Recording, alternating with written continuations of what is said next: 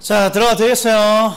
이거 필기하실 분 필기하시라고 제가 잠시 쉬었으니까 이제 본격적으로 들어가자고요. 자, 오늘은 지금 이제 정책론에 해당하는 문제들이 많이 나와요. 일단 이것도 보자고요. 이것도 단순 암기잖아요. 일단 암기가 이제 돼야 돼요. 항상 수요와 공급 모형을 이렇게 그려놓고, 자, 우하향하는 수요 곡선, 우상향하는 공급 곡선 이렇게 해놓고, 직접 개입 방식은 첫 번째, 정부가 가격을 직접 손댑니다. 그러면 임대료 규제, 분양가 규제 나와야 된다고. 임대료 규제, 분양가 규제. 그 다음에 정부가 직접 소비자처럼 토지를 구입합니다. 그러면 토지은행제도, 토지비축제도. 그리고 정부가 직접 공급자 역할을 합니다. 그러면 각종 공적 개발, 각종 공적 개발. 이게 딱 떠와야죠. 그럼 보자고요. 정부가 직접 가격을 통제합니다. 임대료 규제, 분양가 규제 있는지 봐야죠. 없어. 그 다음에 정부가 직접 소비자처럼 토지를 구입합니다. 토지은행제도 여기에 있네. 토지은행제도, 토지비축제도. 그 다음에 정부가 공급자 역할을 합니다. 각종 공적개발, 여기 공적개발 여기 보이네. 여기도 있고 여기도 있고.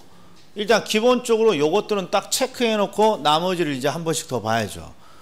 여기에 종합부동산세 부담금이 보이니까 조세 부담금 또는 보조 지원, 이게 유인책들이죠. 간접 개입 방식은 항상 유인책들이잖아요. 조세 부담금, 그 다음에 여기 또 조세고, 그러니까 다 틀린 거죠 이게. 그 다음에 토지 수용은 토지를 직접 취득하는 것이죠. 그러니까 직접. 그 대부 비율은 대표적인 간접 개입 방식입니다. 간접 개입 방식입니다. 이거 몇 페이지 있어요? 강의 노트. 자, 44페이지 맨 밑에 있는 거죠. 44페이지. 그래서 간접 개입 방식은 조세, 부담금, 보조, 지원, 요거 딱 유인책 4개. 그 다음에 전부 다 나머지는 직접이라고 암기하셔야죠. 자, 그래서 찾았다 안 찾았다? 그러니까 흐름이 이래. 흐름이 숙달된 조교는 이제 가격을 직접 손댑니다. 이건 강이고, 딱 보니까 임대료 분양가 규제를 먼저 봐요. 임대료 분양가 규제 없네? 그럼 뭘 봐야 돼? 토지은행제도 있는지 봐야죠. 토지은행제도 있네? 그 다음에는 각종 공적 개발 있는지 볼까요? 공공임대주택, 공용개발 있네? 그리고 나머지를 이렇게 살펴보는 거예요. 봤더니 수용이라는 게 하나 더 있잖아요. 수용이 직접 취득하는 거니까 직접. 됐다? 뭐부터 보라고?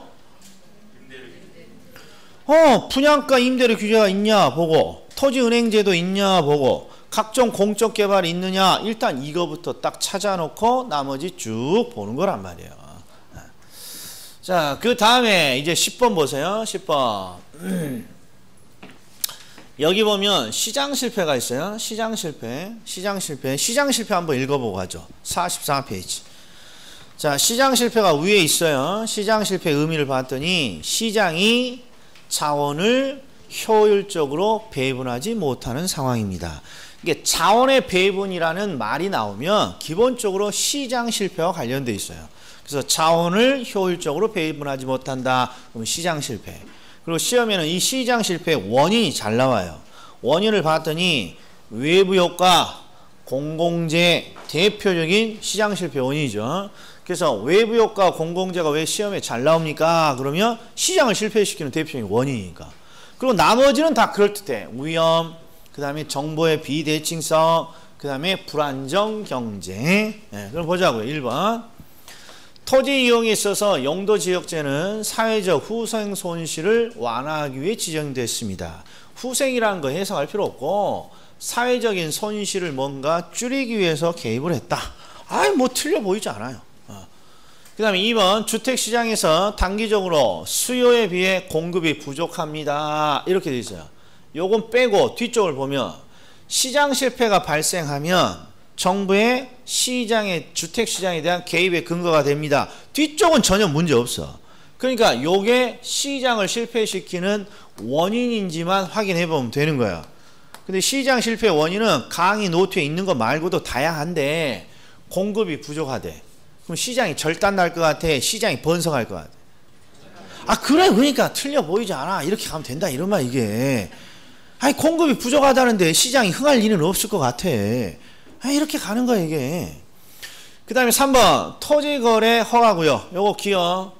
토지거래 정확히는 토지거래 허가구역. 토지거래 허가구역. 우리가 저기 중개실무에서 토지거래 허가는 어느 지역에다가 지정합니까? 그럼 요거죠.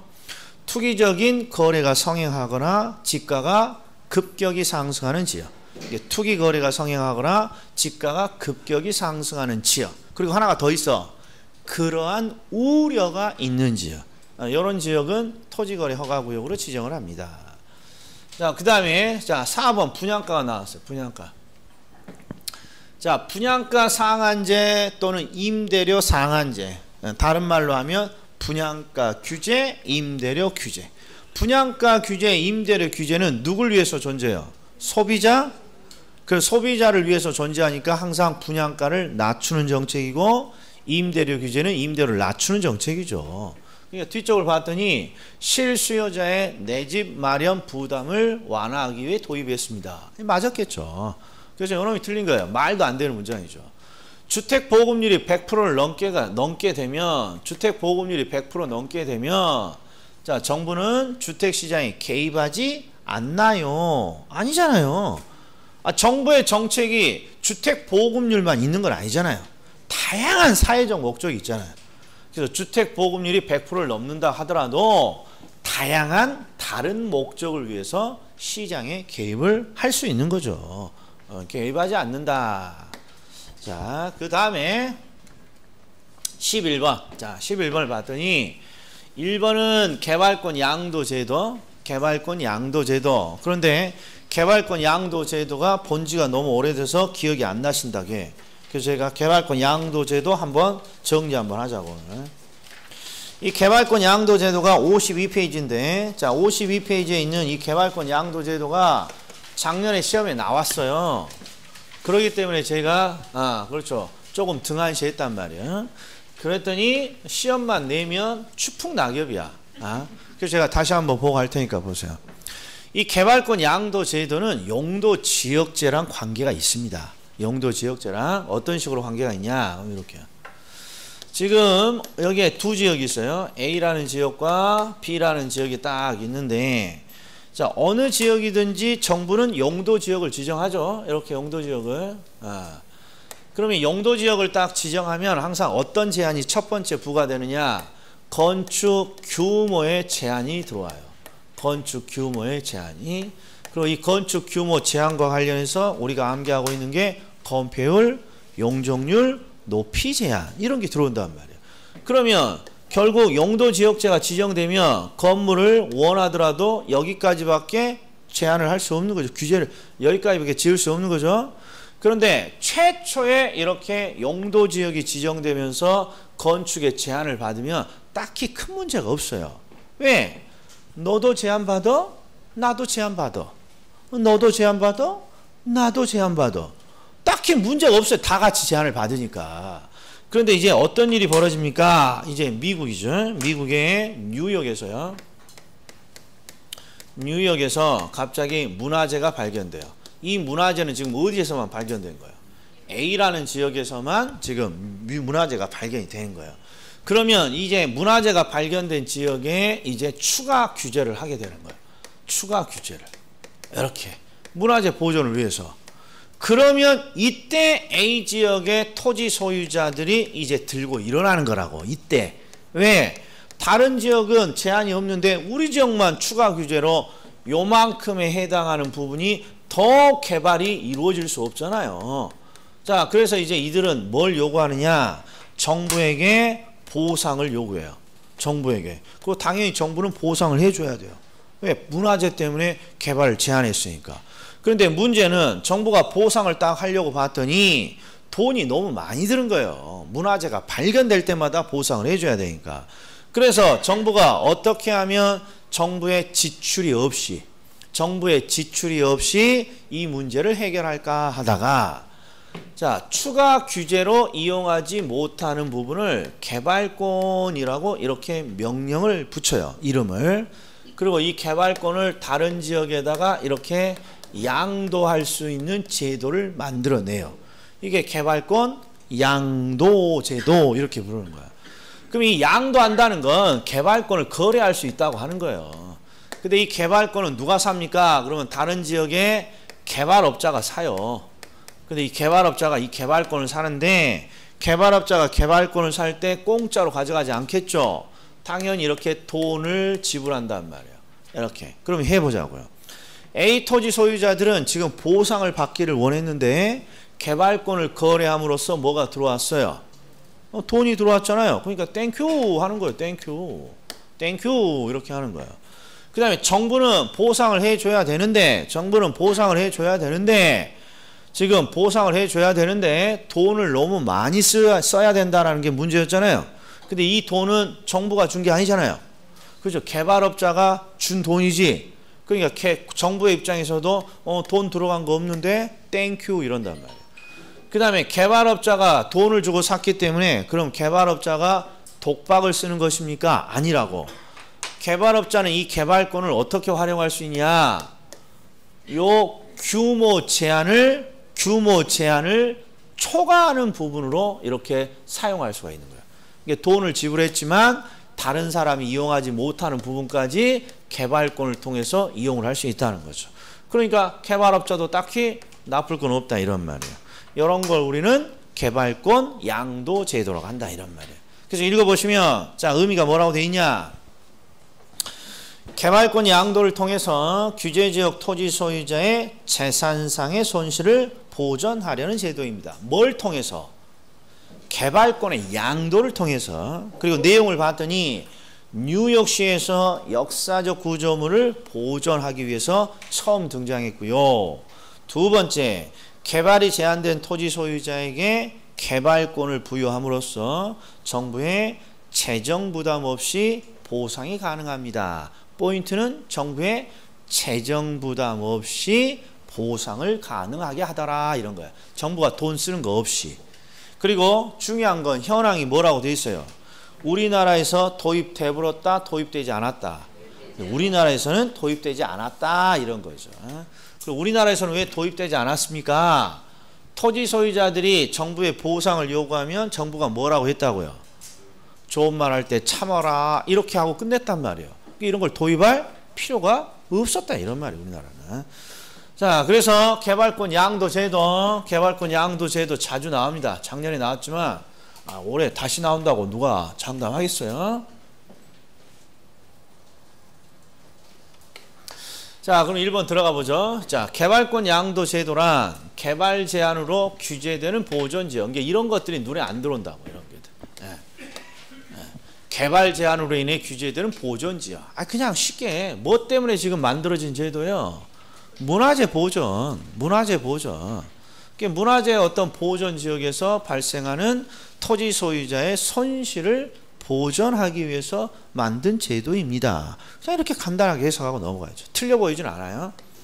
자, 그 다음에 다른 조건이 일정할 때 정부가 임대료 한도를 시장 균형 임대료보다 높게 설정했습니다. 그러면 뭐가 마음에 거슬려요?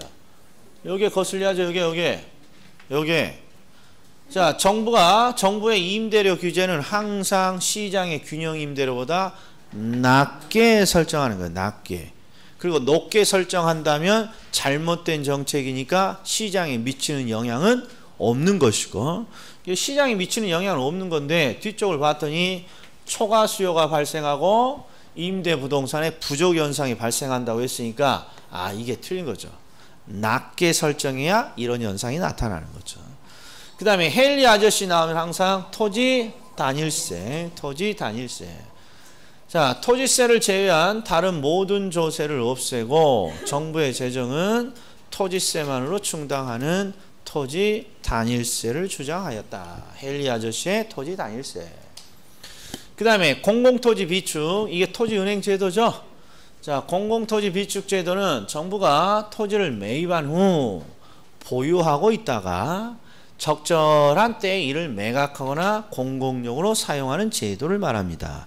토지은행 제도는 미리 쌀 때 미리 매입해서 보유하고 있다가 특권에다 쓰는 제도예요. 그 다음에 5번 부동산 개발에서 토지 수용 방식의 문제점 중 하나는 토지 매입과 보상 과정에서 발생하는 사업 시행자와 피수용자 사이의 갈등입니다. 수용은 강제적인 취득이니까 당연히 갈등이 있는 걸 우리는 주변에서 많이 봤죠. 그러니까 정답이 지금 뭐예요? 그렇죠. 요거 하나가 딱 틀린 거죠. 시장 균형 임대료 이하로 낮게 통제하는 게 임대료 규제 정책입니다. 자, 그렇게 크게 어렵지는 않아요. 자, 문제는 12번. 12번. 자, 외부 효과. 자, 외부 효과 공공제도 한번 제가 포인트를 강의 노트로 한번 찍어 볼 테니까 한번 다시 보세요. 강의 노트로 치면 18번이에요. 그러니까 46페이지. 46페이지. 자, 46페이지를 보면 이제 외부 효과 공공재인데 항상 잘 체크를 좀 하셔. 자, 의미. 자, 왜 어떤 경제 주체가 다른 경제 주체에게 영향을 줘요? 시작이 어떤 경제 주체가 다른 경제 주체에게 이렇게 시작하잖아요. 자, 어떤 경제 주체가 다른 경제 주체에게 영향을 줘요? 이게 외부 효과예요. 그런데 첫 번째, 왜 외부 효과는 시장을 실패시킵니까? 그러면 뭘 들어줘야 돼요? 시장의 원리가 깨져 있단 말이에요. 외부 효과에는. 어떤 시장의 원리가 깨져 있습니까? 항상 시장의 원리는 give and take의 원리인데 뭔가 give는 있고 take가 없는 형태란 말이에요. 이걸 우리는 뭐라 그러냐? 시장의 가격기구를 통하지 않는다. 이렇게 표현한다고 그래요. 시장의 가격기구를. 그러면 이 give and take 원리가 어디서 깨졌습니까? 그럼 밑에 외부 불경제.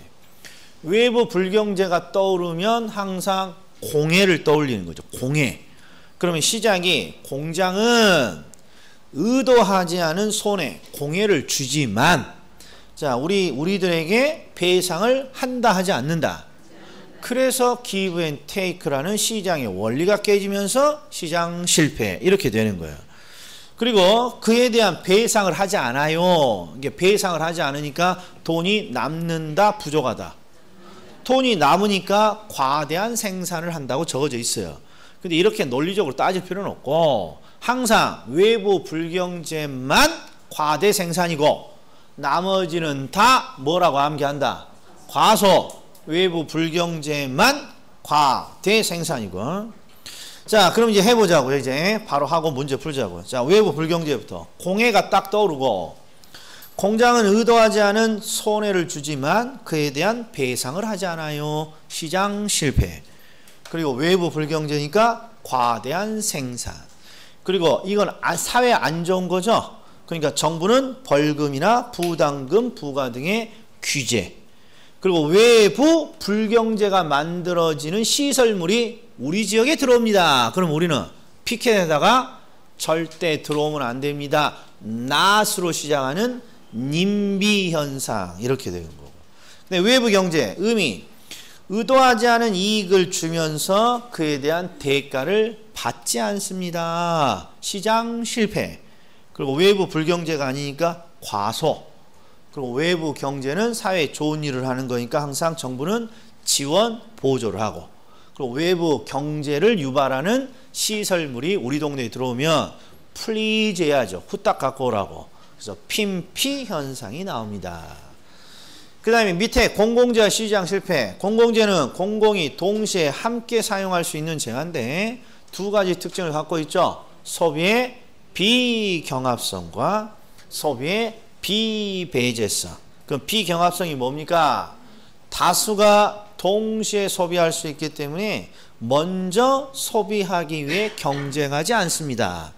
자, 먼저 소비하기 위해 경쟁하지 않는다. 그럼 왜 경쟁하지 않을까요? 그냥 다 같이 사용할 수 있으니까. 다른 사람이 사용하더라도 내가 사용할 수 있기 때문에 서로 경쟁하지 않는다는 거죠. 그 다음에 비배제성은 항상 대가의 문제라고 했어요. 대가, 즉 비용. 비용을 부담하지 않는 사람도 소비에서 배제되지 않습니다. 소비에서 배제되지 않는다는 건 소비를 할 수 있다. 이런 뜻이란 말이에요. 소비를 할 수 있다. 그래서 문제는 항상 뭐가 문제예요? 비배제성이 문제죠. 비용, 즉 대가를 지불하지 않고도 소비를 할 수 있다면 기브 앤 테이크 원리가 깨져 있으니까. 그래서 밑에 무임승차자가 만들어지면서 시장이 실패되는 거죠. 자, 그럼 보자고요. 1번. 자, 한 사람의 행위가 제3자에게 영향을 줘요. 외부 효과잖아요. 외부 효과. 그런데 뒤를 봤더니 그에 대한 보상이 이루어지지 않고 있군요. 시장 실패. 기브 앤 테이크 원리 깨졌죠. 맞았어요. 그 다음 2번. 매연을 배출하는 석탄 공장에 대한 규제가 없다면, 지금 매연 나왔어요. 매연에 대한 규제가 없다면 주변 주민들에게는 부의 외부 효과. 자, 부의 외부 효과가 외부 불경제죠. 부의 외부 효과가 발생합니다. 맞았고. 그 다음에 3번. 부의 외부 효과, 즉 외부 불경제가 발생하게 되면 법적 비용, 진상조사의 어려움으로 인해 당사자 간 해결이 곤란한 경우가 많다. 뭐 딱히 뭔 말인지는 모르겠지만 틀려 보이지는 않는다는 거죠. 아무튼 틀린 것 같지는 않아. 자, 넘어가자고요. 자, 이제 4번, 5번에다가 묶으셔. 요놈이 나오면 아주 그냥 질문이 겁나게 많은 거예요, 이게. 자, 4번과 5번을 딱 봤더니 이 경제 문제 같아요? 정책 문제 같아요? 찍어보셔. 경제론 문제 같아요? 정책론 문제 같아요? 경제론 문제 같아요. 공급이 감소한다 했으니까 뻔해. 공급이 느냐, 공급이 주냐, 이거 찾으라는 거고, 수요 곡선이 좌측으로 이동하냐, 우측으로 이동하냐. 그럼 항상 우리 정책은요, 사건으로 분석하면 돼요. 사건. 정부가 행한 정책은 시장이 하나의 사건이에요. 그러니까 이렇게 하나를 끊어. 사건으로.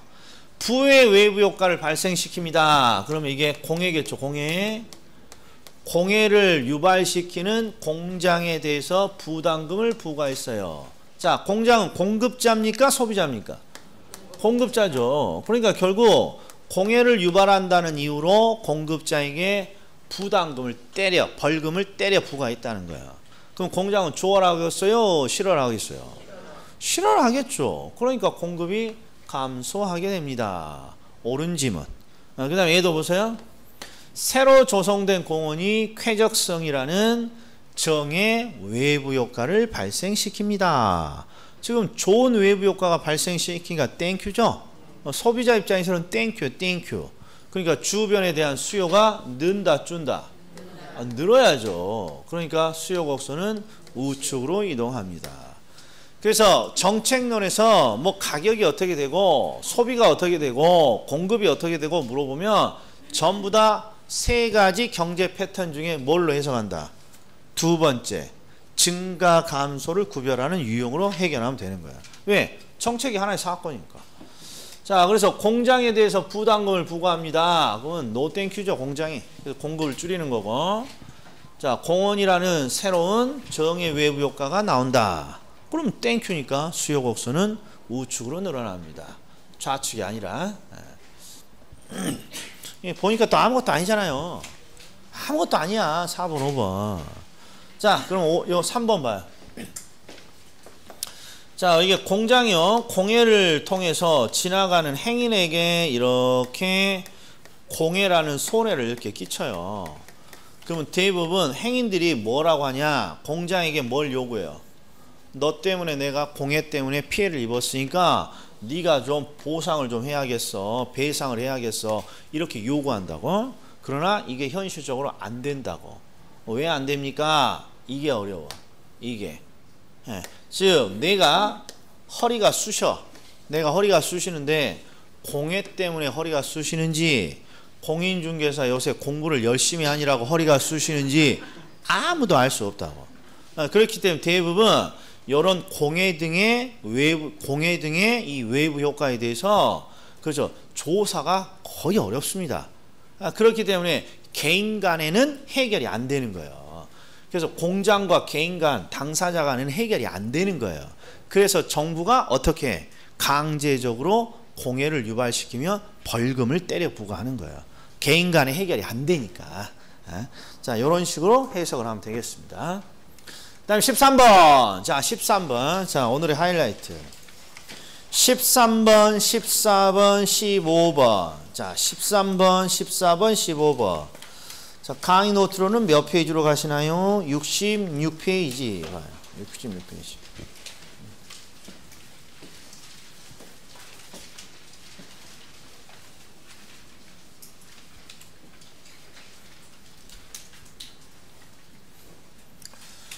자, 지금 13, 14, 15번이 전부 다 경제 투자론의 문제인데요. 전 개인적으로 이래요.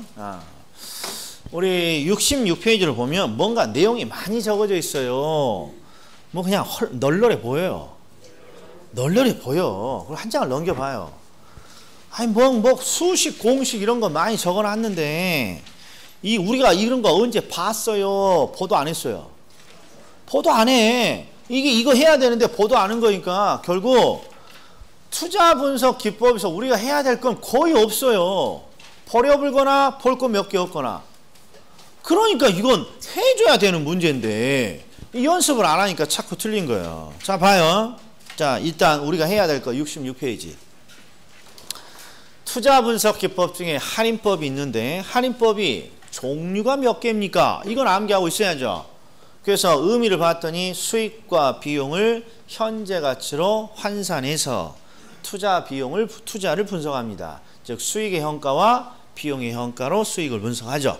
그리고 이런 걸 우리는 화폐의 시간 가치를 고려하는 방법입니다. 이렇게 부르고. 그리고 할인법에는 4가지가 있는데 순위현가, 수익성 지수, 내부 수익률, 그 다음에 현가 회수 기간법. 자, 현가 회수 기간법은 회수 기간이 중요한 게 아니란 말이에요, 이게. 뭐가 중요한 거예요? 현가가 붙어 있으면 다 할인법이라고 해야 돼요. 자, 길을 가는데 고구마가 보여. 근데 앞에 현가 고구마라고 적어져 있어. 그럼 뭐라고 불러? 할인법이구나. 그냥 하면 된다고. 감자 앞에 현가 붙어 있으면 현가가 중요한 거. 현가 붙어 있으면 그냥 할인법이지 회수 기간이 중요한 게 아니란 말이에요, 이게. 그러니까 순현가, 수익성 지수, 내부 수익률법, 이에는 현가가 있으면 다 할인법이야. 이렇게 암기. 자, 그리고 순현가법 보자고요. 순현가법은 순현가를 측정해야죠. 수익의 현가를 비용의 현가로 빼면 순현가고, 순현가는 항상 0보다 큰 대안을 투자하겠습니다. 됐고, 수익성 지수법은 수익성 지수, 자, 수익의 현가에서 비용의 현가로 나눈 값을 찾고, 수익성 지수는 항상 1보다 크면 투자를 하겠습니다. 그 다음에 내부 수익률. 자, 내부 수익률 항상 공식 내부로부터 수익률을 찾아내는 거죠. 공식 내부로부터 수익률을 찾아내고 이 내부 수익률을 뭐랑 비교하는 거예요? 요구 수익률이랑 비교하는 거죠. 내부 수익률은 요구 수익률이야. 그래서 암기 코드가 내세요 이렇게 암기해요. 내세요. 그리고 공식이 뭡니까? 봤더니 순현가를 0으로 만드는 할인율입니다. 순현가가 0이라는 건 뭘 뜻할까요? 순현가가 0이라는 건 수익의 현가와 비용의 현가가 또이또이라는 거예요. 순현가가 0이라면. 그러니까 당연히 순현가가 0이면 수익성 지수는 1이 되는 것이죠. 1이 되는 것이죠. 그리고 밑에 봤더니 현금 유입, 수익이죠.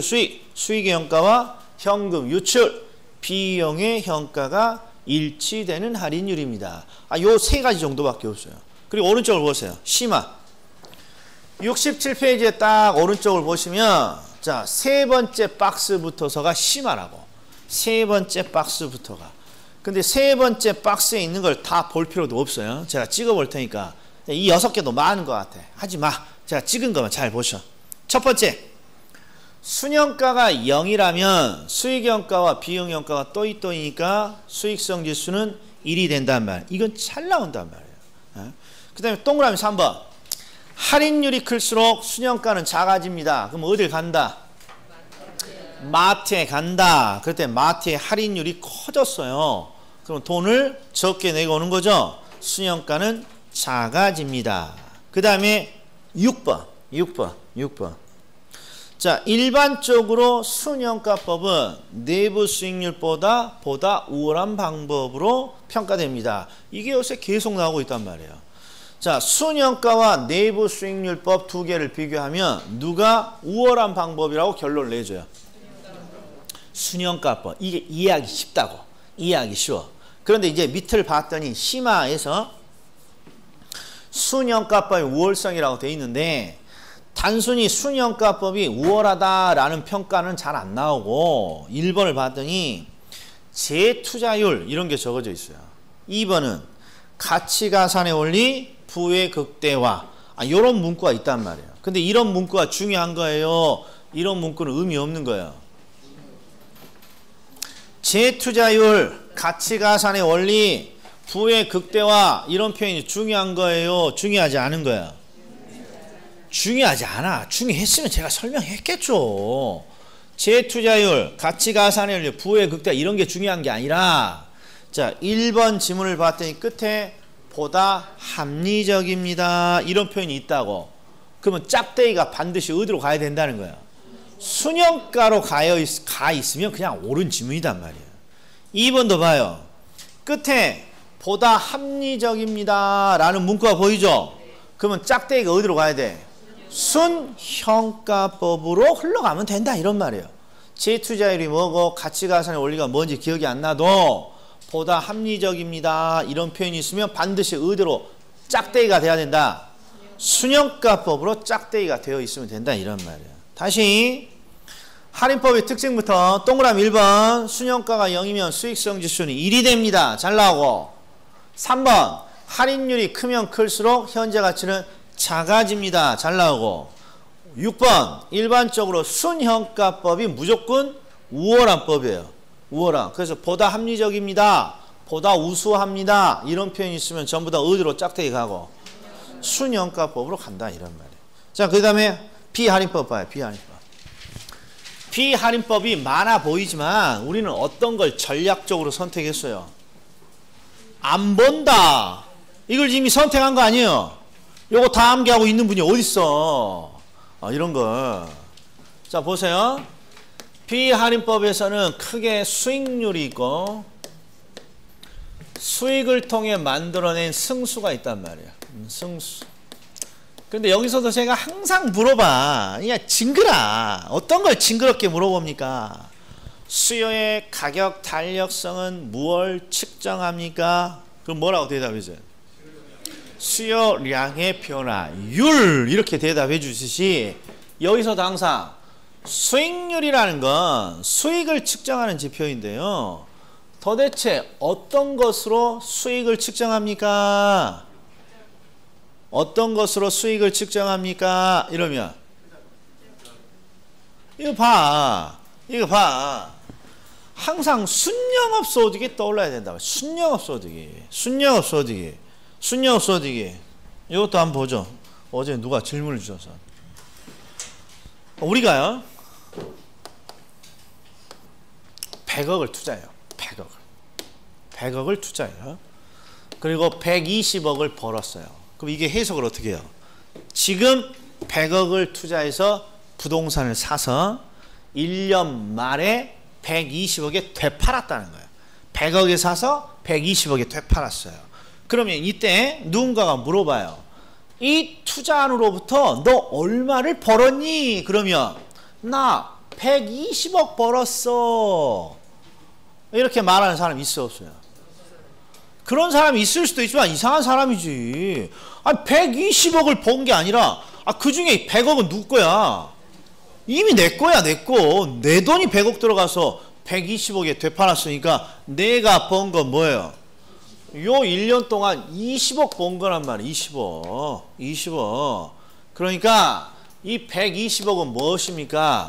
투자로부터 얻은 총 수익일 뿐이고, 근데 총 수익은 항상 성과 측정의 기준이 안 돼요. 왜? 수익을 얻기 위해서는 반드시 비용이 들어가는 거니까. 그래서 총 비용이 얼마고? 100억이고, 그래서 내가 번 건 순이익으로 얼마예요? 20억이란 말이야. 20억. 그래서 이 투자 안에서 얼마를 벌었니? 그러면 20억 벌었어 이렇게 말하죠. 수익률은 100억을 투자해서 20억 벌었으니까 수익률은 20%고요. 이렇게 측정하는 거잖아요. 그러니까 항상 수익의 성과 측정의 기준은 항상 순이익이라고. 순이익. 얼마를 벌었니? 그러면 순이익을 말해줘야지. 순이익. 그럼 보자고요.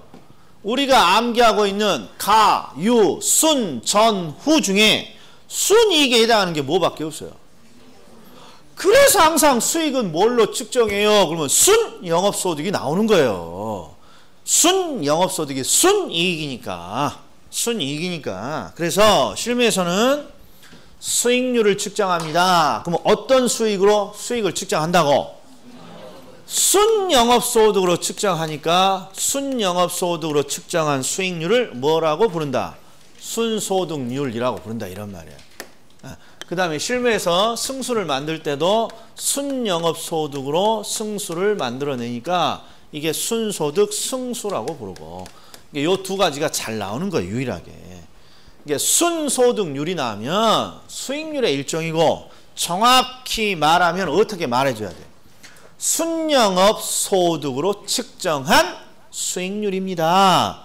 이렇게 말해주면 되는 거죠. 순소득률은 순영업소득으로 측정한 수익률이에요. 근데 얘가 가장 기본이니까 얘들은 실무에서 실무에서 다른 닉네임이 있다고. 순영업소득은 항상 환원이율이라는 표현으로 실무에서 부르고, 그 다음에 순소득 승수는 어떤 표현으로 부른다고 저번 주에 했어요. 자본, 회수, 기간으로 실무에서 부른다, 이런 말. 이건 조금 있다가. 자본, 회수, 기간. 그래서 우리가 암기를 순소득률은 환원이율로 우리가 많이 암기하고 있어요. 왜? 수익률이니까. 수익률의 대표주자 환원이율. 순소득 승수는 자본, 회수 기간입니다. 이걸 암기할 수밖에 없다, 이런 말이에요. 실무에서 이렇게 쓰는 거니까. 자, 그런데 우리가 언제부터 이런 거 따졌냐고. 그래서 간만에 한번 따져보자고. 68페이지 딱 봐요. 수익률법에서는 수익률을 활용하죠. 수익률을. 근데 수익률을 활용하는데 수익률 중에 어떤 수익을 기준으로 한다. 순영업소득. 그러니까 맨 앞에 있는 순소득률 하나 정도만 기억하면 돼. 순소득률이 나오면 순영업소득으로 측정한 수익률이고, 실무에서 뭐라고 한다? 환원이율이라고 합니다. 그리고 제가 옆에 공식 본 적도 없어. 이런 말 알고 있으면 돼. 순소득률은 순영업소득으로 측정한 수익률이고, 실무에서 뭐라고 한다? 환원이율이라고 합니다. 요거 이름만. 밑에 승수도 보세요. 승수법. 승수법도 다양한 승수가 있는데 딱 시커멓게 쳐져 있는 거 뭐 하나 있어요? 순소득 승수. 그럼 뭐라고 불러? 순소득 승수는 순영업 소득으로 측정한 승수. 이렇게만 해주면 돼. 순영업 소득으로 승수를 측정했군요. 실무에서는 뭐라고 그러고? 자본, 회수, 기간이라고 부릅니다. 자본, 회수, 기간이라고 부릅니다. 그리고 공식 보지도 않았어. 지금 제목만 지금 보고 있는 거지. 그 다음에 나머지는 우리가 다 암기하고 있잖아요. 부채 감당률이 나오면 손부채.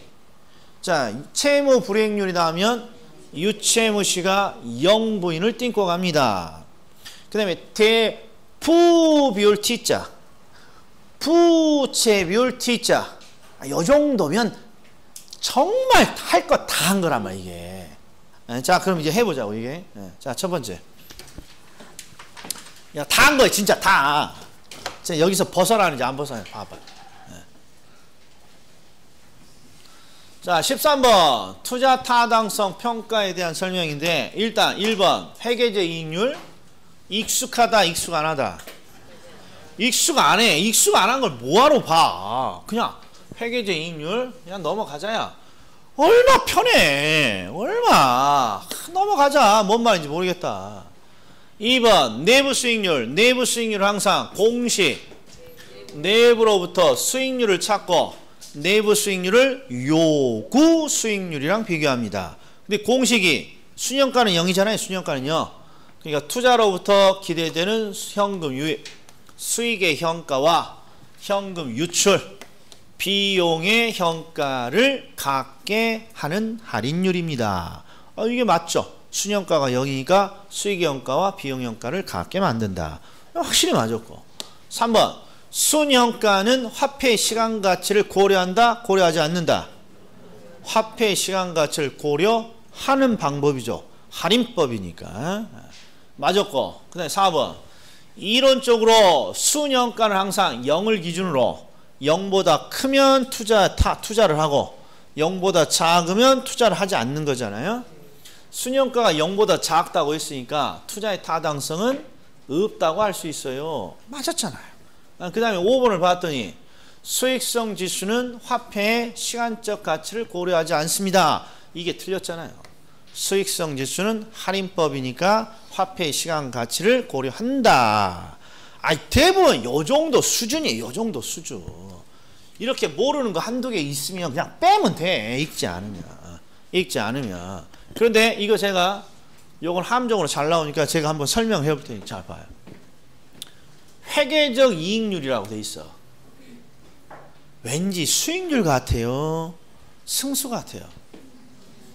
수익률이야. 이익률이니까 수익률. 자, 회계적 이익이 뭔지 모르지만 수익률이야. 이익률이니까. 근데 수익을 측정할 때 순영업 소득으로 측정하면 순소득률, 가능 총소득으로 측정하면 가능 총소득률, 이렇게 이름이 바뀌듯이 얘는 수익을 측정할 때 어떤 이익으로 측정했다는 거야.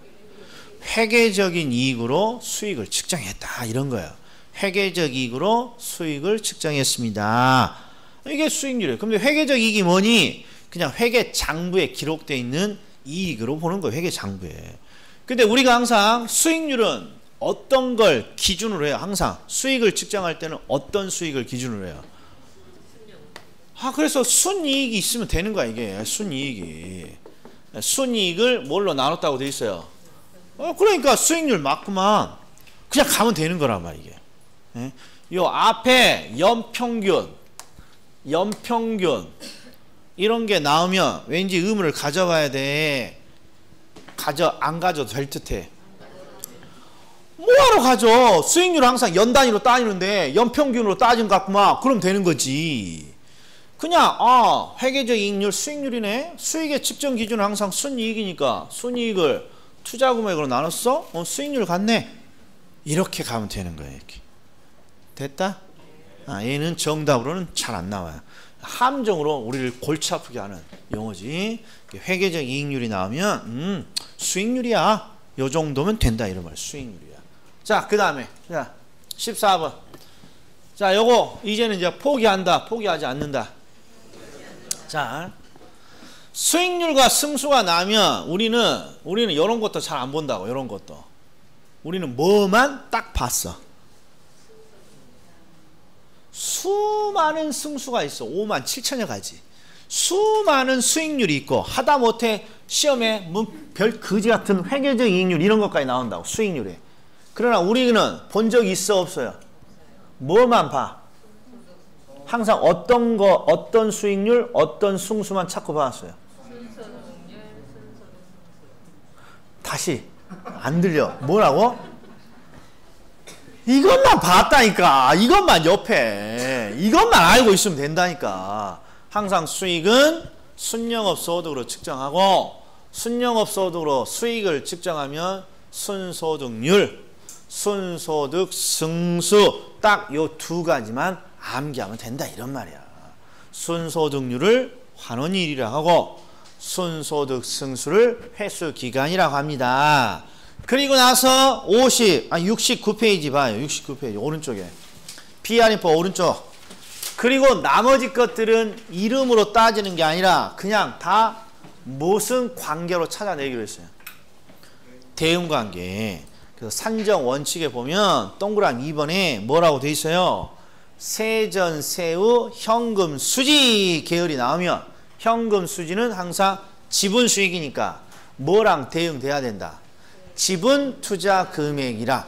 딱 이거 하나만 했잖아요. 자, 그럼 다시 정리. 비할인법 이렇게 나와. 그러면 내가 아는 비할인법 딱 두 가지야. 순소득으로 측정하는 수익률, 순소득률.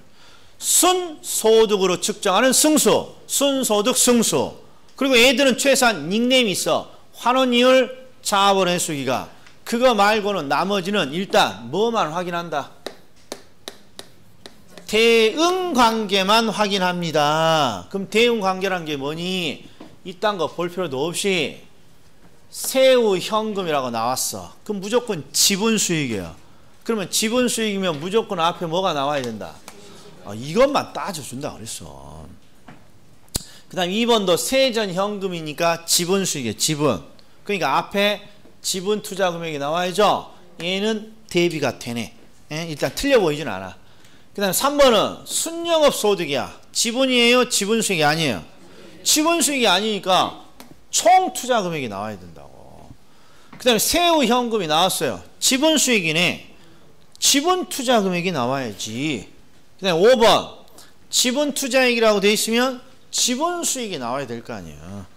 그러니까 이 24의 문제는 그냥 정답이 2번 이렇게 그냥 바로 나온다고. 2번. 그러나 최근의 문제는 요 대응 관계만 갖고는 정답이 안 찾아질 때가 많아요. 꼭 두 개가 남아. 두 개가. 그럼 이제 뭘 해줘야 됩니까? 그러면 모가지만 쳐. 모가지만. 여기다 적어놔. 모가지를 친다 이렇게.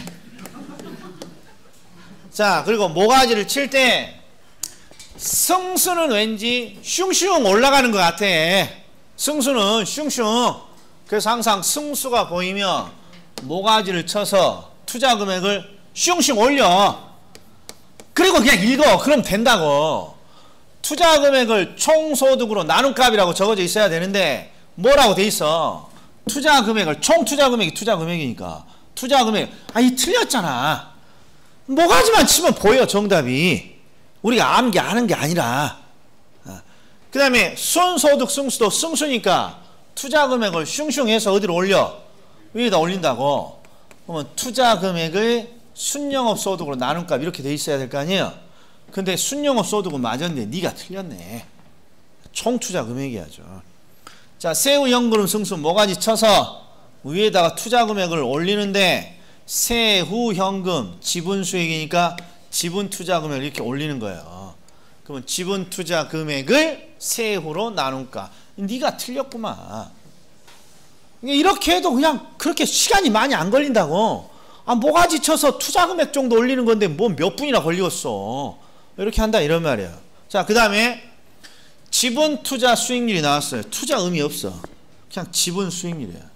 그러면 수익률은 수익률 이렇게 읽는 게 편해 보여요. 수익률 이렇게 읽는 게 편해 보여. 승수는 뭔가 슝슝 올라갈 것 같고 수익률은 수익률 같잖아요. 이게 수익률 나오면 항상 내리는 거야. 수익률은 투자 금액을. 투자 금액이 밑에 있잖아요. 수익률 이렇게. 몰라 뭐가 맞는지 모르겠어. 아무튼 수익률 이렇게 하는 거예요. 그리고 나서 지분 수익이니까 무슨 투자 금액이 내려가야 돼? 지분 투자 금액이. 그래서 지분 수익을 지분 투자 금액으로 나눈 비율. 그래서 뭐가 틀렸습니까? 너는 아닌 것 같다 야. 순영업 소득은 지분 수익은 아니잖아. 딱 요 두 가지. 그러니까 우리가 알아야 될 수익률과 승수는요. 순소득률, 순소득, 승수 두 개면 충분해요. 그리고 나머지는 그렇죠. 대응 관계를 확인해보고 나머지는 또 뭘 치셔? 모가지를 쳐보고 그러면 되옵니다 라는 거 이게. 그럼 봐요. 이제 모가지를 치는 게 잘 되면 이쪽을 봐요. 순소득률은 수익률이니까 익숙해. 항상 요놈이 익숙하지 않는 거죠. 순소득 승수 나오면 승수니까 모가지 쳐서 투자 금액을 슝슝 올려야 될 거 아니에요. 이렇게. 그러니까 공식은 투자 금액을 순영업 소득으로 나눈 값인데, 자, 투자 금액이 10억이고 순영업 소득이 1억이에요. 그러면 이 분수 형태의 공식은 우리가 측정하고자 하는 걸 항상 어디다 올려요? 이 분자가 우리가 측정하고자 하는 목표라고. 항상 분수는. 그러니까 이 지표는 투자 금액의 크기를 측정하는 거예요. 투자 금액을 분석하는 지표라고. 투자 금액을. 그러니까 투자 금액을 순영업 소득으로 나눴을 때 첫 번째 요걸 크기로 해석할 수 있어. 즉 투자 금액이 10억인데 투자 금액이 순영업 소득의 10배나 되는 크기구나. 이렇게 해석을 할 수 있다고. 투자 금액이 수익의 10배나 되구나. 투자 금액 크기로. 이걸 우리는 뭐라 그런다고. 이걸 승수로 한단 말이에요. 투자 금액이 수익의 10배나 된다. 야.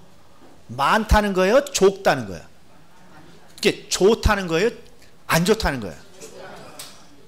이거 봐. 투자 금액이 수익의 10배나 되는군요. 안 좋아. 투자 금액이 10배나 되는데 적게 투자하고 많이 벌어야지. 이것도 시험에 나온 거라고. 투자 금액이 수익의 10배나 됩니다. 얼굴이 찡그려야지 10배면 환하게 웃는 게 아니라. 그러니까 얘는 안 좋은 거죠. 10배면 작아야 좋은 거죠. 그런데 얘를 어떻게 해석할 수도 있느냐? 투자 금액을 일단 회수를 해야 내 돈이 나오겠죠. 그러니까 투자 금액을 회수하는데 10억인데 순영업 소득 1억으로 투자 금액을 회수하려면 몇 년이 걸립니까? 그러면 10년이 걸리겠죠. 항상 얘는 연 단위로 측정하니까. 투자 금액을 순영업 소득으로 회수하려면 10년이 걸리네. 그러면 이걸 우리는 해석을 자본 회수 기간이라고 해석하고. 그러니까 이 승수는 두 가지로 해석할 수 있어요. 투자 금액이 수익의 10배 정도 되는구나. 그러면 승수로 해석하는 거고. 투자 금액을 회수하는데 10년 정도 걸리겠군요. 그러면 자본 회수 기간. 그래서 이 두 가지가 항상 세트 메뉴로 나오는 거예요. 세트 메뉴로. 그래서 우리 23회에서는 이게 나왔잖아요. 순소득 승수가 커져요. 그러면 자본을 회수하는 기간은 늘어나나요? 줄어드나요? 똑같이 늘어나야지. 똑같은 표현이니까. 이런 것만 주의해 주시면 된다는 거예요. 이런 것만. 자, 그 다음에 마지막 요거까지 하고 쉬자고요. 그러니까 제가 뭘 지금 자꾸 강조를 합니까? 그러면 투자 분석 기법에 해당하는 문제에서 우리가 할 게 많지 않다고. 우리가 아는 것에서 실수만 안 하면 되는데 실수로 해서 틀리는 거지 어려서 틀리는 게 아니란 말이에요. 자, 이것도 보자고요. 이게. 자, 1번도 봐요. 대부 비율이 높아질수록 재무 레버리지 효과가 있습니다. 이렇게 해서. 자, 그럼 질문. 대부 비율이 뭔지를 물어보는 거예요. 레버리지 효과, 지렛대 효과를 물어보는 거야. 대답 잘해주셔. 대부 비율의 정의를 물어보는 거예요. 지렛대 효과를 물어보는 거야. 대답 잘해주시라고. 지렛대 효과를 묻는 거지 대부 비율을 묻는 게 아니에요. 자, 그런데 5번을 봐요. 5번 지문은 부채 비율은 이렇게 시작하니까 부채 비율의 정의를 묻는 게 맞죠? 이거 잘 보셔야 돼. 대부 비율이 이렇게 나오면 여기에 또 부채 비율이 나오기도 하고 뭐 별 비율을 다 줘. 근데 항상 요 표현만 나오면 그냥 머리 그냥 정지야. 그런데 얘는 대부 비율을 물어보는 게 아니잖아요. 부채 비율을 물어보는 것도 아니고 지렛대 효과를 물어본다고. 그러니까 해석을 어떻게 해야 되냐? 지렛대 효과는 항상 타인 자본을 활용을 통해서 나의 지분 수익률을 올리는 거잖아요. 타인 자본을 통해서 지분 수익률을 변화시킵니다. 타인 자본을 써서. 그래서 대부 비율이 나오면 정의를 묻는 문제가 아니면 어떻게? 대출 받으셨구만. 됐어. 이 정도만 해석하는 거야 이게. 부채 비율이 나오면 빚이 있구만. 그러니까 타인 자본을 썼다는 거야? 안 썼다는 거야? 타인 자본 썼구만. 이렇게만 해석하면 되는 거란 말이야 이게. 이렇게 정의를 물어보는 게 아니면 대부 비율, 부채 비율 나오면 대출 썼구만. 이렇게만 해석해 주면 되는 거야. 그러니까 대부 비율이 나왔으니까 대출 썼고 대출이 많아져? 높아질수록 그러니까 대출이 많아질수록 투자의 레버리지 효과는 커질 수 있지. 뭐 맞았지. 스무스하게 1초만 읽고 넘어가야 된다고.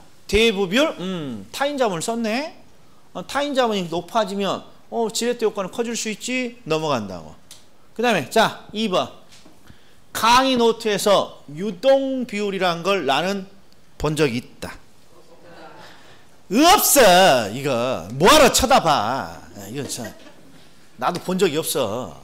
그 다음에 부채 감당률이 나오면 항상 손부채 그래서 순영업 소득이 부채 서비스액을 감당할 수 있습니까?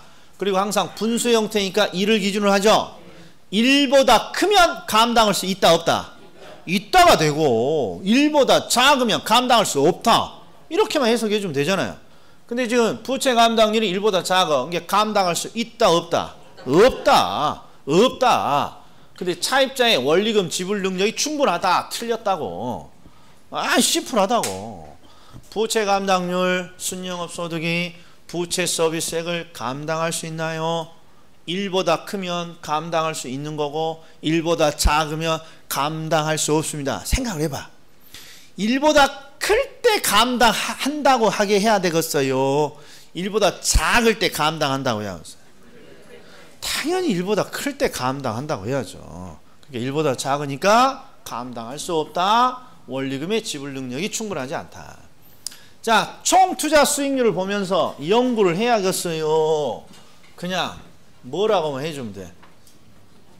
이게 함정이에요. 이게 대단히 어려운 함정이에요. 이게 별거 아닌 것 같죠? 그런데 출제자들은 딱 꿰고 있어. 보세요. 수익률이 이렇게 나와요. 수익률? 그러면 수익률? 수익의 측정 기준은 뭐고? 순영업 소득이고 투자금액 나눠 그러면 다 전혀 의문을 안 가져. 그런데 총 투자 수익률로 하잖아요. 그럼 갑자기 총 소득이 나와야 되나? 아니야, 이거 웃을 일이 아니에요. 이건 제가 봤을 때 출제자가 아주 악독한 출제자야. 그러니까 이 총은 수익에 붙어 있는 게 아니야. 총은 수익에 붙어 있는 게 아니라 어디에 붙어 있어? 그러니까 투자의 수익률을 구하라는 건데 앞에다가 총 투자의 수익률 이렇게 붙이면 꼭 총이 어디에 붙는 것 같아. 그렇다니까. 이건 안 좋은 문제야. 아니 수익률 주면 순영업 소득이 측정이고 투자 금액으로 비교하고 있구나. 됐어. 이렇게 넘어가는데 총 투자 수익률 나면 이게 총이 자꾸 수익에 붙어 보여. 총 수익률이니까 순영업 소득이 아니라 총 수익이 들어가야 되나? 100% 이렇게 나온다고. 근데 총은 수익의 옆에 붙어 있어. 투자의 옆에 붙어 있어요. 그러니까 이게 투자에 총 수익률 하면 뭔가 의문을 가져봐야 되지만 그냥 총 투자의 수익률이니까 그냥 투자의 수익률이야. 투자의. 이게 전체 투자의 수익률을 구하라는 이런 뜻이에요. 악독한 거야. 그러니까 해석하지 마. 연구하지 마. 이거 안 나와. 안 나와. 나와도 어쩔 수 없어. 나와도 제가 아무리 설명해도 빠지게 돼 있어. 그러니까 다른 거에서 찾아내야 돼. 다른 거에서. 부채 비율. 자, 부채 비율이 나오면 부채 비율은 했으니까 얘는 정의 문제잖아요. 반드시 모가지 쳐서 자기 자본이랑 비교해야죠. 그러면 부채 비율은 읽는 거 나온다고 계산 나온다고. 읽는 거 뒤를 봐야 돼. 뭐뭐에 대안으로 되어 있는지 뭐뭐를 이라고 되어 있는지 뭐뭐를. 그러니까 부채를 자기 자본으로 나눈 값, 부채를 자기 자본으로 나눈 값 이렇게 되어 있는 거예요. 됐습니까? 자, 10분 쉬겠습니다.